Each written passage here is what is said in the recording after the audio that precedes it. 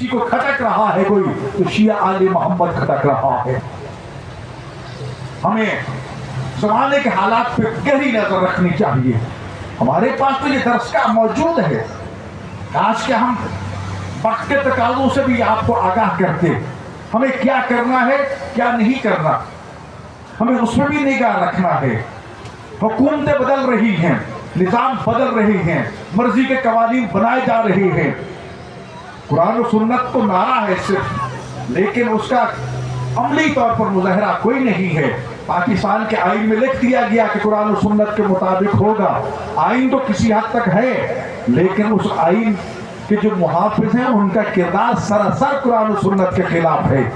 اور جو روکنے والا اگر کوئی میدان میں آتا ہے تو علی کا دیوانہ ہوتا ہے، علی کا موالی ہوتا ہے، حسین کا عزادار ہوتا ہے، اور وہ عزادار جب ڈٹ جاتے ہیں تو ان کے سامنے کربلا کی قربانیاں ہوتی ہیں۔ وہ موت سے نہیں ڈرتے بلکہ موت ان سے ڈرتی ہے، اور یہی وجہ ہے کہ کربلا میں اس موت نے انبیاء کو ڈرا دیا، اولیاء کو ڈرا دیا۔ یہی سمجھتے ہوئے کربلا میں جب آئی نا کہ تو انبیاء بھی ڈر گئے، اولیاء بھی ڈر گئے، بڑے بڑے علماء بھی ڈر گئے، تو کربلا والے بھی ڈر جائیں گے۔ لیکن کربلا والوں نے اس طرح استقبال کیا موت کا کہ موت ہمیشہ کے لیے یہ کہہ کے چلے گی جہاں حسین ہوگا وہاں میں نہیں ہوگی۔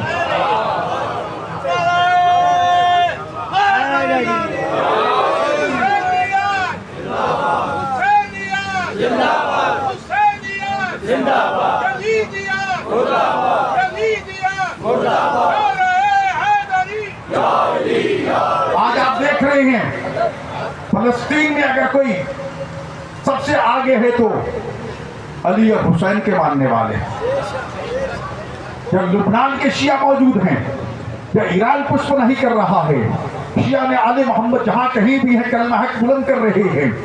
12 چنار کیوں نشانہ بنایا جا رہا ہے؟ اس لیے کہ وہاں پر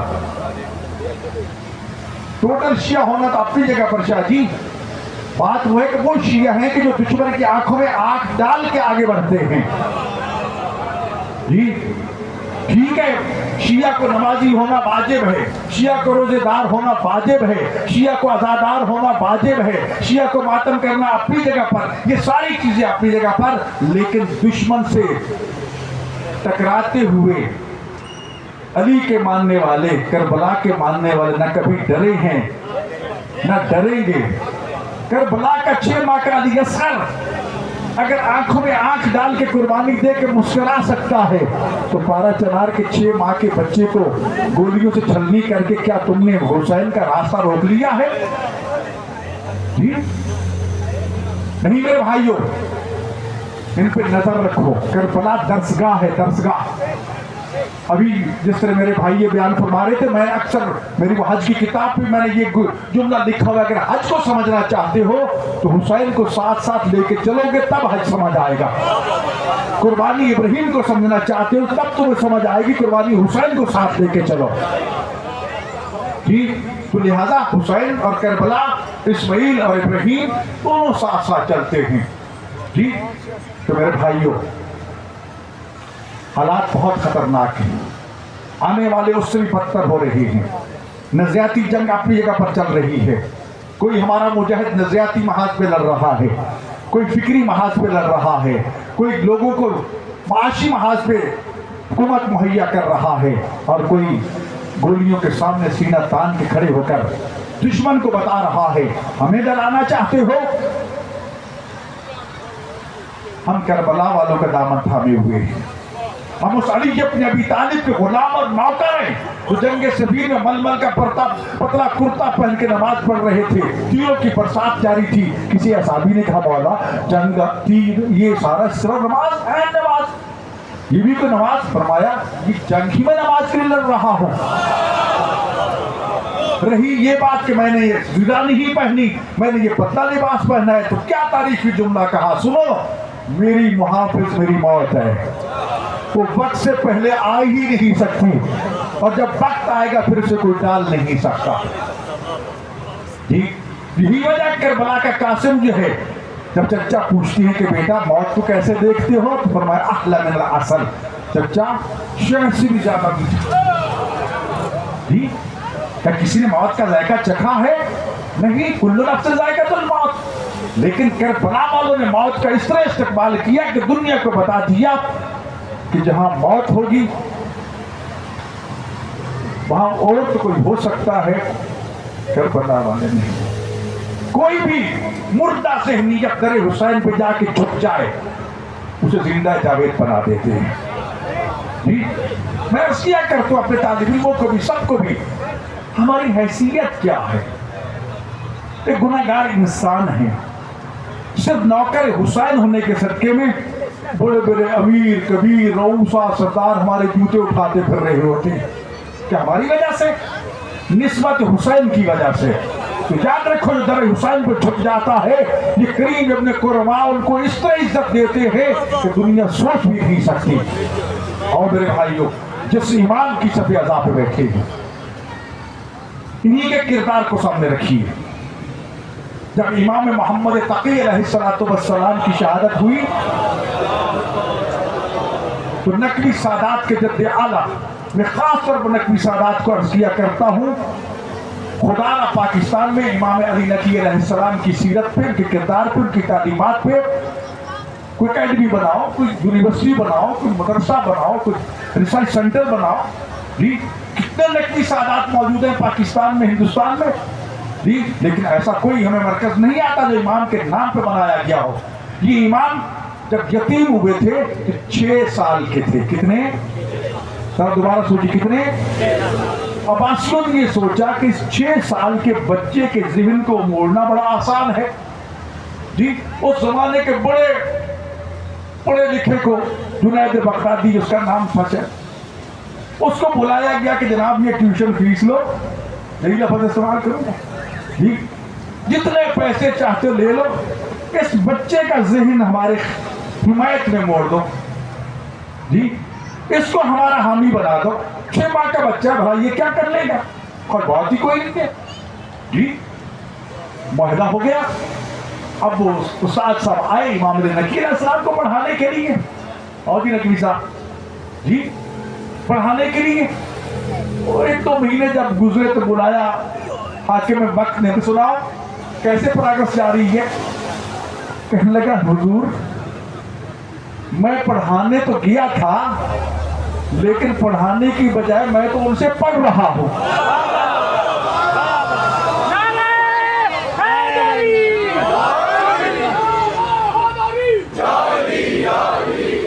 میں تو ان سے پڑھ رہا ہوں، میں حدیث کی بات کرتا ہوں، مجھ سے زیادہ حدیثیں جانتے ہیں، میں قرآن کی تفسیر بیان کرتا ہوں، مجھ سے زیادہ قرآن میں سمجھے ہوئے، میں عالمی حالات پہ گفتگو کرتا ہوں، مجھ سے بہتر وہ جانتے ہیں۔ جو بھی موضوع میں چھیڑتا ہوں میں ادھر سے بولتا ہوں، ان کا خطبہ ختم نہیں ہوتا، میں تو اتنے دنوں سے سیکھ رہا ہوں، تو اس سے یہ مہلت لینے کے لیے آ رہا ہوں، یا اپنی ٹیوشن فیس اپنے پاس رکھو، مجھے چند مہینے اور مہلت دے دو کہ میں اس سے کچھ سیکھ لوں۔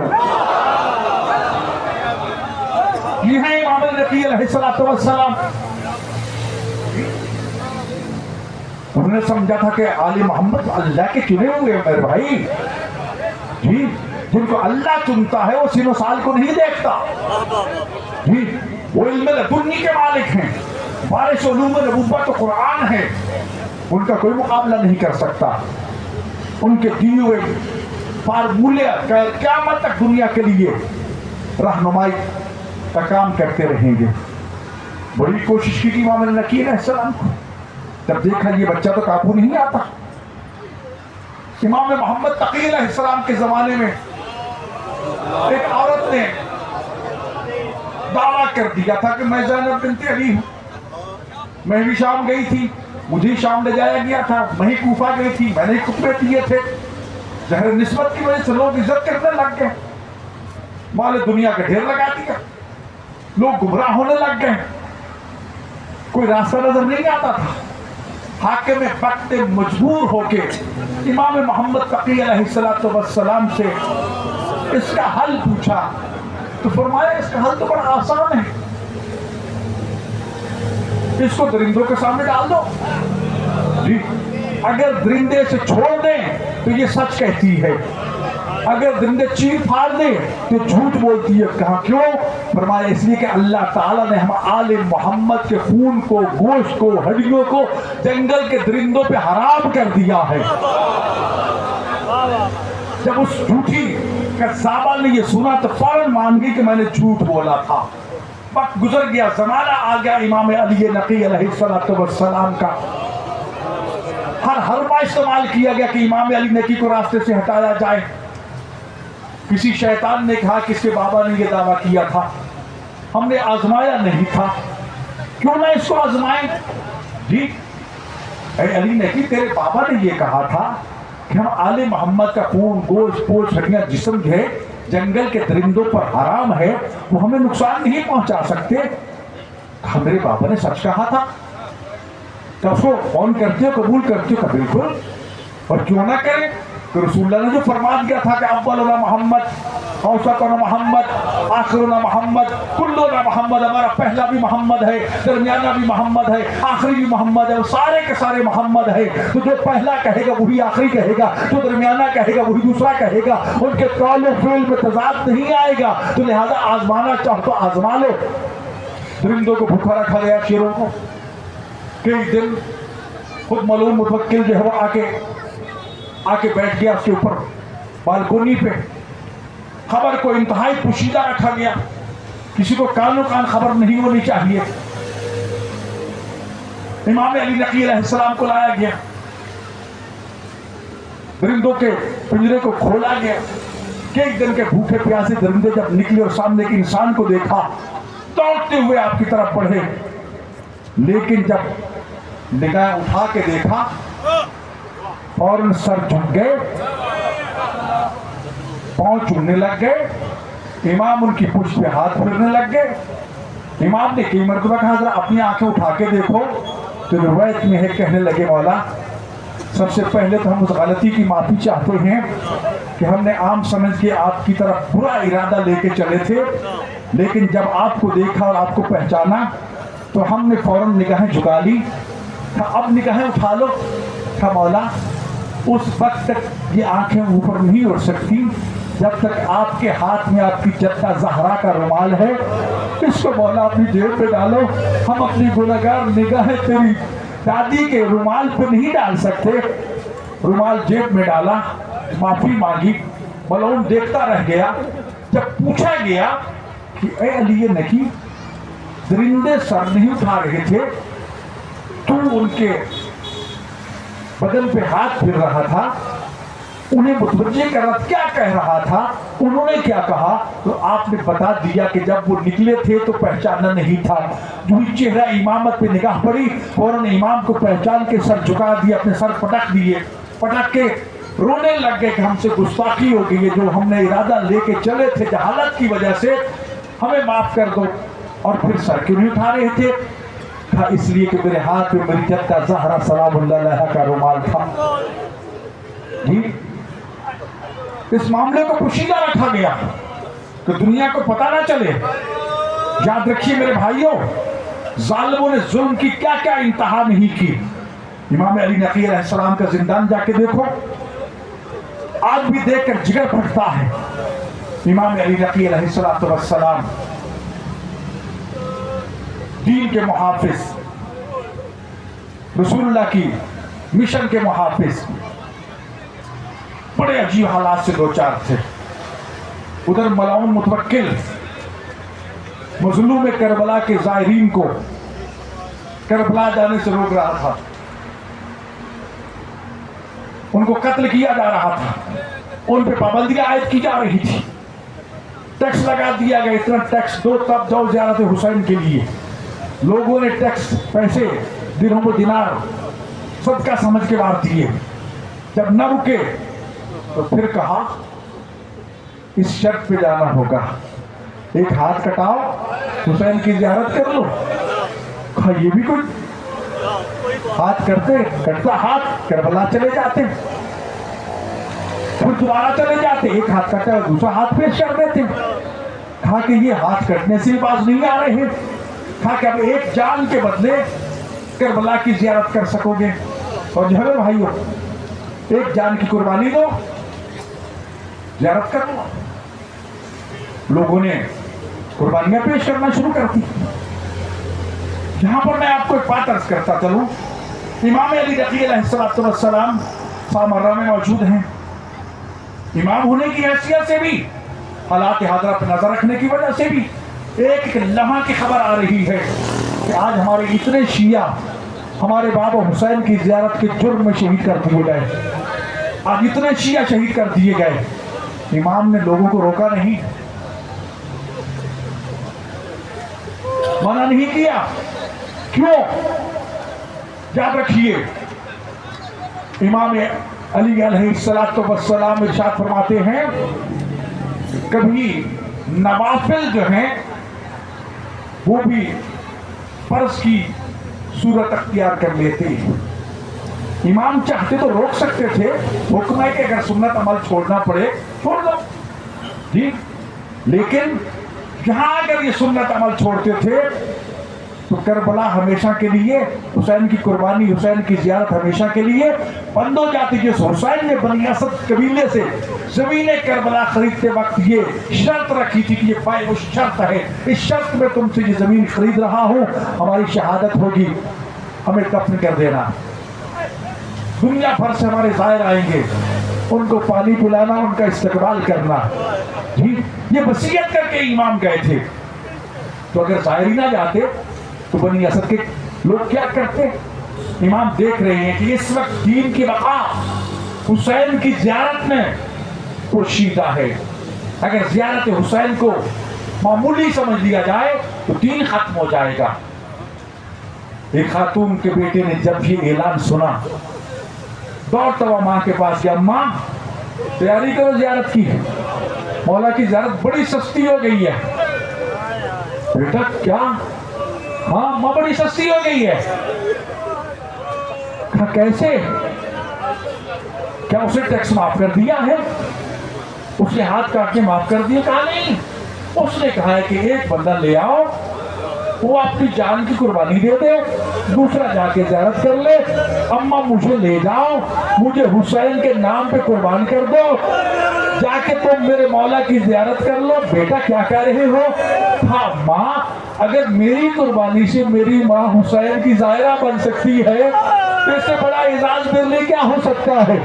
اللہ اکبر! کیا تھی وہ مائیں، بیٹے کو لے کے پہنچی اس چیک پوسٹ پہ، قربانی لائی ہو یہ لو، بیٹے کو پیش کیا، بیٹی کی طرف آنکھ اٹھا تک کے نہیں دیکھا، ادھر جلاد سے شہزادے کے سر پر تلوار کا وار کیا، سر کٹ کے وہاں گیا، کربلا کا رخ کر کہتی ہے لبیک یا حسین، حسین تیری کنیز آ رہی ہے۔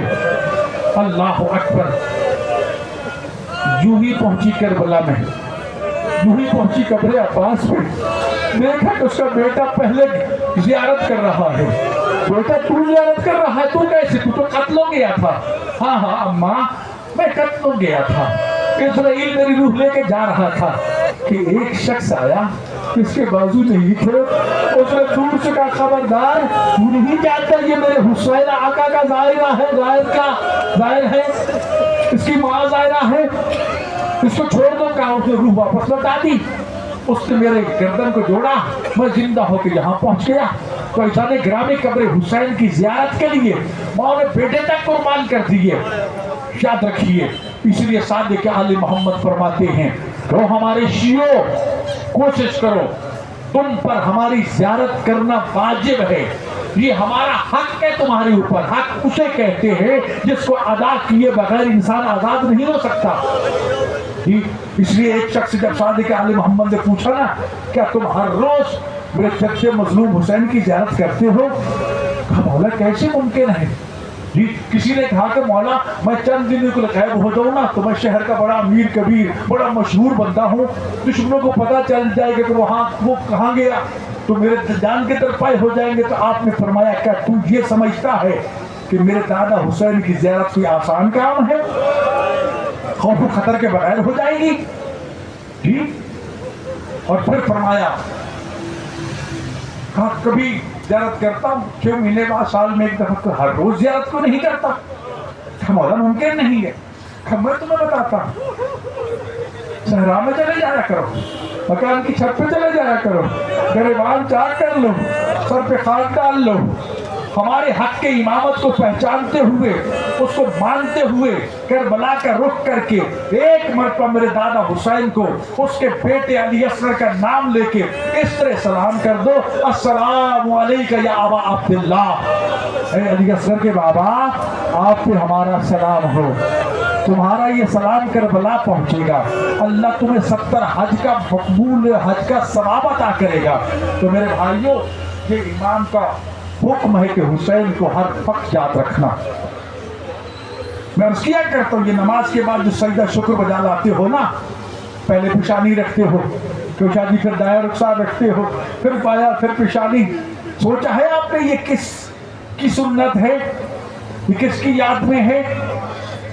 عزادارو، معصومین نے فرمایا ہمارے حسین دادا کے آخری سجدے کو یاد رکھنا۔ شریعت کا حکم اگر پیشانی زخمی ہونا تو پھر دائیں رخسار رکھ کے سجدہ کر لیا کرو، دائیں رخسار زخمی ہونا تو بائیں رخسار رکھ کے سجدہ کر لیا کرو۔ لیکن عزادار بطول کے بیٹے کی پیشانی بھی زخمی تھی، دائیں پہلو بھی زخمی تھا، بائیں پہلو بھی زخمی تھا۔ خدا جانے حسین نے آخری سجدہ کس طرح پہلو بدل بدل کے کیا۔ یہ جو آخری سجدہ کرتے ہیں نا، یہ حسین کے آخری سجدے کی یاد ہے۔ نماز میں بھی حسین کو یاد رکھو اور زیارت کو کبھی ترک نہ کرنا۔ بے شک سنت عمل ہے، لیکن اس کا جواب دینا واجب ہوتا ہے۔ جب کہتے ہو نا السلام علیکہ یا ابا عبداللہ، السلام علیکہ یا رسول اللہ، السلام علیکہ یا غریب الغرباء، السلام علیکم یا ائمۃ البقیع، تو یہ سلام ہر جگہ پہنچتا ہے۔ ہر معصوم تمہارے سلام کا جواب دیتے ہیں۔ ہر معصوم کے دروازے پہ کھڑے ہو کر جب اذن دخول پڑھتے ہو نا، اس کے لفظ یہ ہے انت تسمع کلامی وترد سلامی، مولا تم میری بات اور میرا سلام سن رہے ہو اور میرے سلام کا جواب دے رہے ہو۔ وہ کتنا خوش نصیب ہوگا مومن جس کے سلام کا جواب کربلا سے حسین دے، جس کے سلام کا جواب رسول اللہ دے، جس کے سلام کا جواب زہرا دے، جس کے سلام کا جواب حسین اور کربلا والے دے۔ اس عمل کو کبھی ترک نہ کرنا۔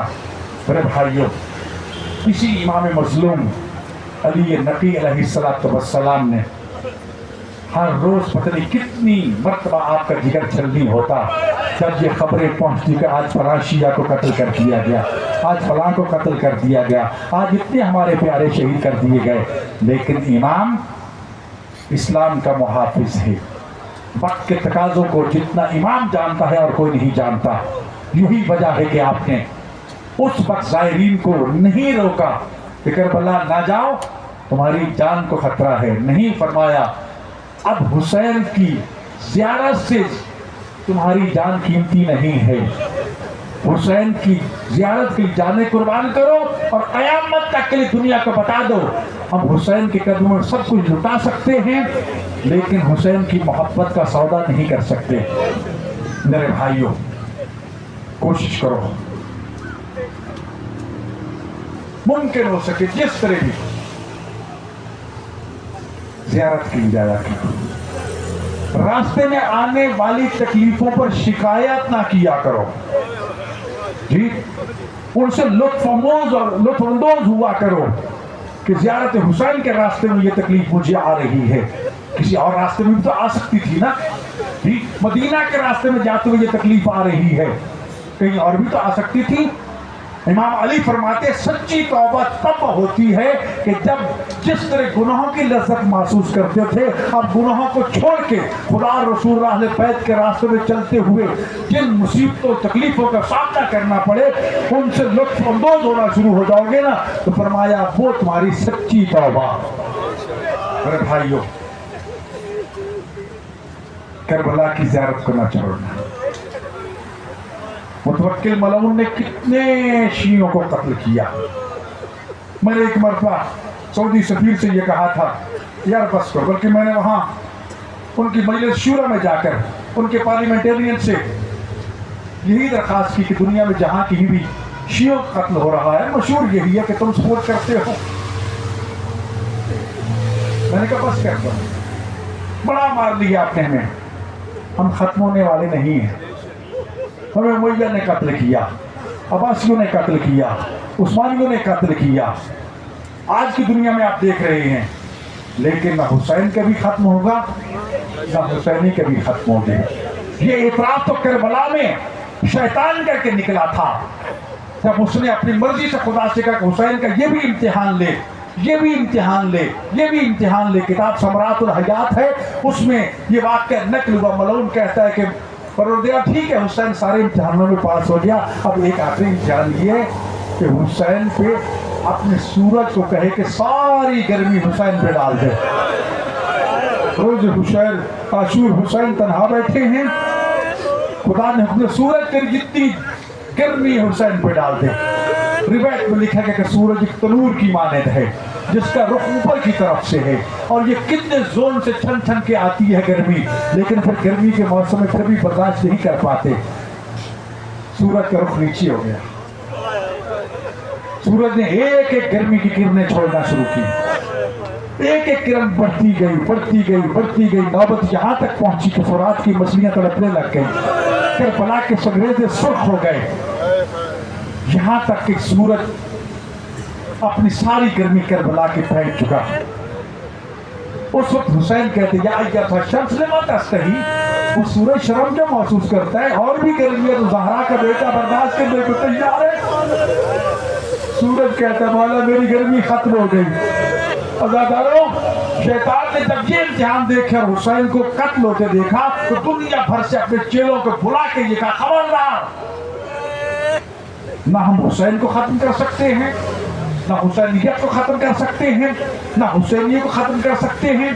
जहां हुसैन और हुसैनियत होगी वहां करीब ना जाना।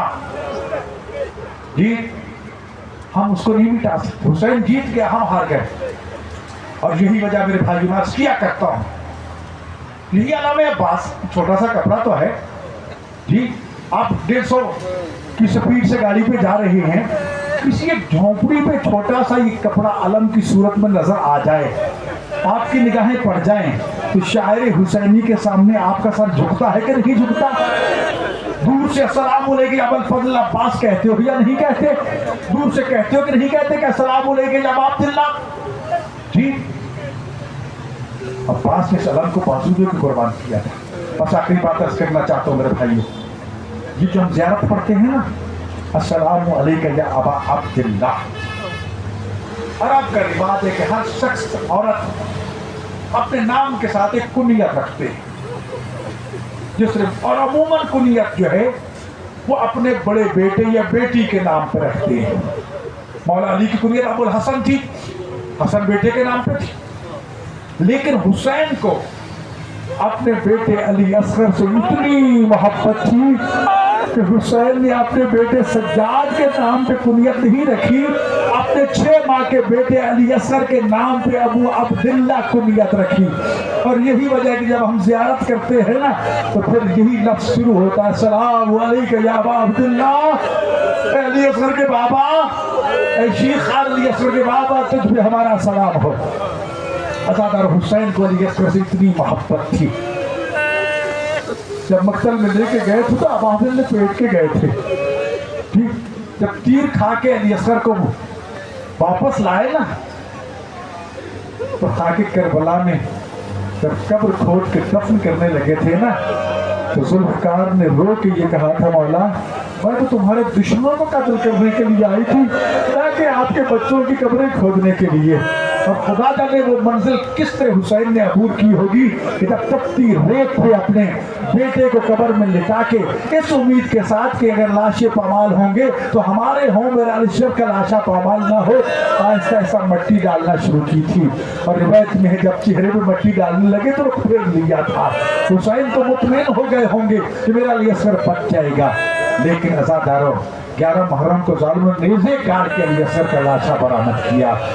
और इमाम सज्जाद अलैहिस्सलाम जब अपने बाबा और शुहदा को दफन करने के लिए इजाज़ इमाम से करबला पहुंचे ना, तो बनी असद देख के पहले परेशान हो गए, लेकिन जब पहुंचे तो उस वक्त कहती हो बनी असद के लोगों, आओ मेरे प्यारों को दफन करने में मेरी मदद करो।